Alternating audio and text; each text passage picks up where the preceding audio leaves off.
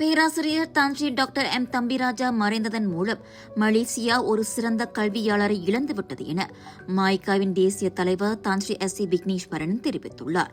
ஸ்ரீமுருகன் கல்வி நிலையத்தின் தோற்றுநரும் கல்வியாளருமான பேராசிரியர் டாக்டர் எம் தம்பிராஜா இன்று காலை காலமானதைத் தொடர்ந்து அவரது வீட்டிற்கு சென்று அஞ்சலி செலுத்திய பின்னர் விக்னேஸ்வரன் இதனை தெரிவித்தார்.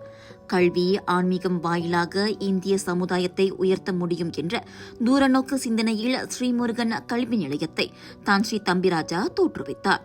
கிட்டத்தட்ட 42 ஆண்டுகளாக இந்திய சமுதாயத்தினரிடையே மிகப்பெரிய கல்வி புரட்சியை அவர் ஏற்படுத்தியிருந்தார்.